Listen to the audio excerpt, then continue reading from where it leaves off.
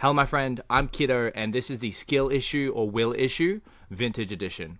So, where I wanted to start was everything that you blame the market for, somebody else is mastering as their primary skill.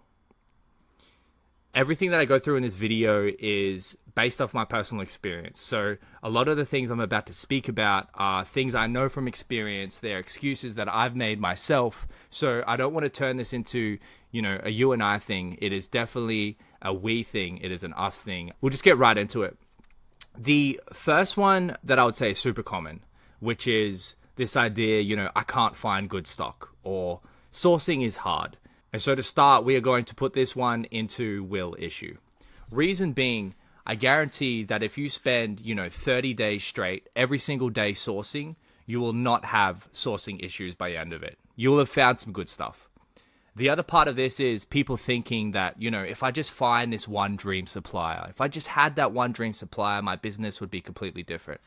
And look, you may find one really good supplier, but at the end of the day, there's no such thing as a perfect supplier. There's no such thing as a dream supplier. There is going to be downsides. There's going to be pros and cons to each situation. Whether you are dealing with a big business, whether you are dealing with a smaller seller, there's always going to be downside and upside. So even if you had this one dream supplier, under no circumstances would you want to build a business on the foundation of one supplier only, unless you were your own supplier.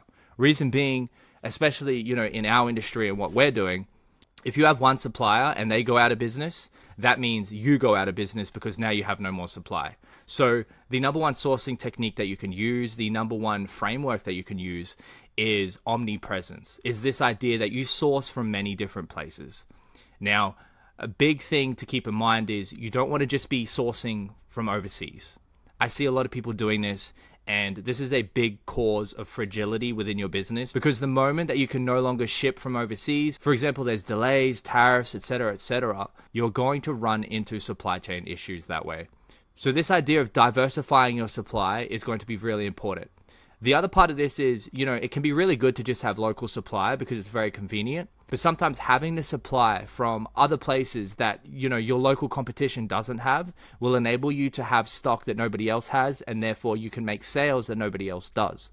So really diversifying with, domestic supply, international supply, maybe interstate supply, that's really going to boost your business. Something I definitely did, which made sourcing harder than it needed to be, was I always chose convenient sourcing over constructive sourcing. That is to say, instead of going further out, instead of, having those conversations that are maybe harder to have, instead of introducing myself and being more social, I chose to stay within my comfort zone. I chose to stay within my level or my frame of convenience. On the flip side, when I was more willing to put myself out there, and, go after the inconvenient sourcing, go after the constructive sourcing, maybe drive physically further out and travel further to source, that's when sourcing became way easier. So what I've noticed is a lot of people will only source within, their immediate town or their immediate city.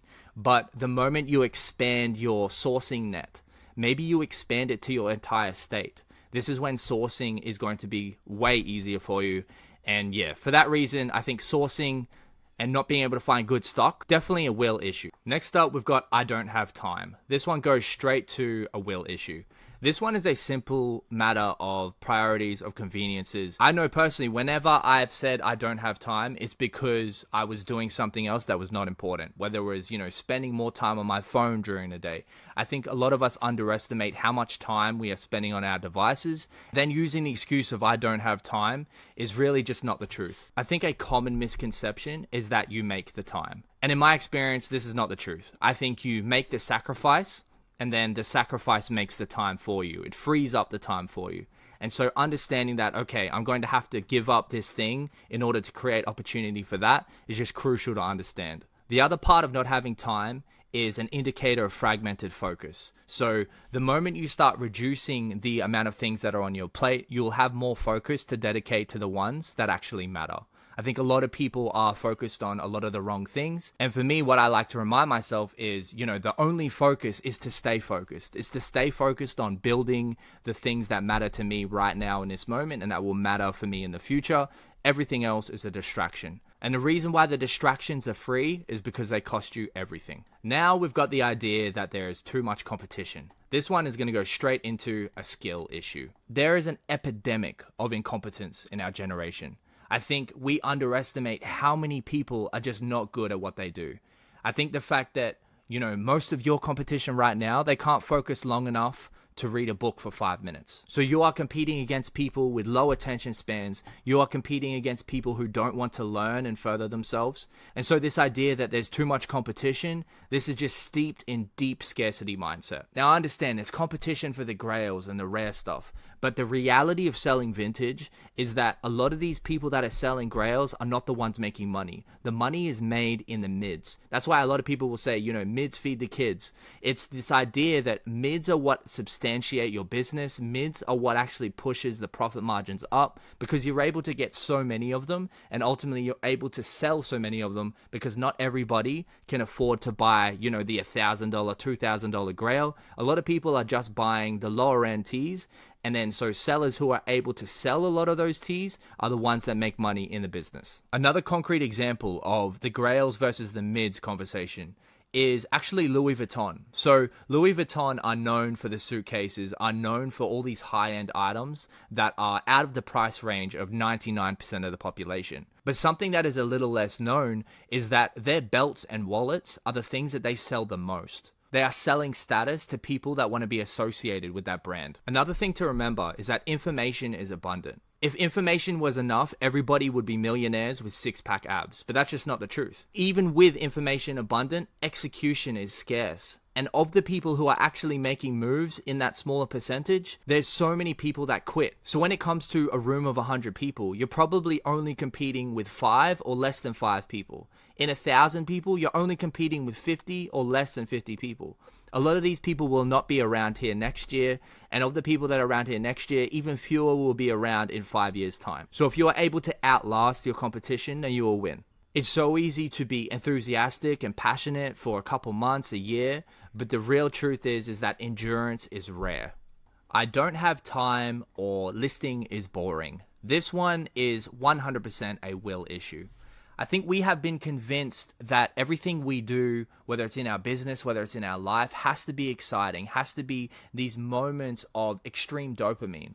But this is simply not the truth. I think we are overstimulated as a society. And so if you're able to, focus and lock in and do the boring things for a boring amount of time, you will excel and you will out-endure all of your competition. Mastery in any domain will be boring. Once you've done something 1,000, 10,000 times, 100,000 times, it's probably not going to be as exciting as the first time you did it. The real reason why so many people quit is because they lack the discipline to do the boring things that work. Something that really worked for me was to consider the alternative, which is to go and do something else as a job, to go and do something I didn't enjoy. And so I think what separates, the average person from somebody who excels is the person who excels is able to repeat the boring things, is able to complete the boring tasks because they know that they lead to the exciting results. Let's move on to the platforms. So blaming the platforms and treating them as the reason that you have slow sales.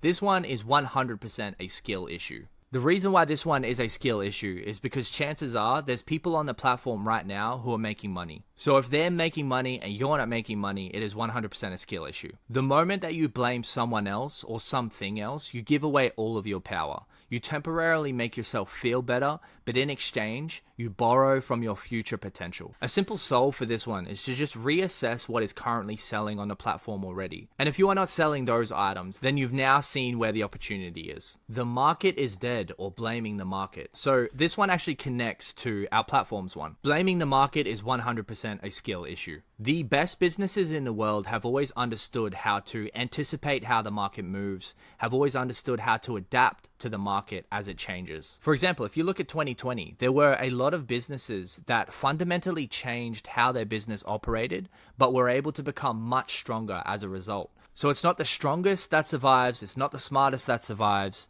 it is the one that is most adaptable to change that survives. Blaming the market, 100% a skill issue. You just need to understand how to adapt and move with the market as it changes. Last one now, which is I'm not making money or this is not profitable enough for me. This one is a skill issue. Reason why I can say this is obviously because if there's other people doing well with what you're doing, it means the market, even if it's saturated, there's opportunity there. Whenever a market is saturated, it means there's a lot of money being made there, and ultimately the market will always have room for quality. I think the idea of I'm not making money or this isn't profitable enough for me definitely requires a deep dive into the numbers. Ultimately, a business that makes a profit doesn't go out of business for running out of money. So if I'm able to currently look at what I'm selling, I'll probably notice that 80% of my results is probably coming from 20% of what I'm currently selling. I can simply look at what's already working and do more of that and do it at a higher quality. I think the people that struggle the most with this one are the ones who refuse to reflect, are the ones who refuse to look at their numbers because they know deep down that they don't have a proper handle over what's happening in the bank account. So that was Skill Issues or Will Issues, the vintage edition. I'm Kiddo, and I'll see you on the next one. Thank you for watching.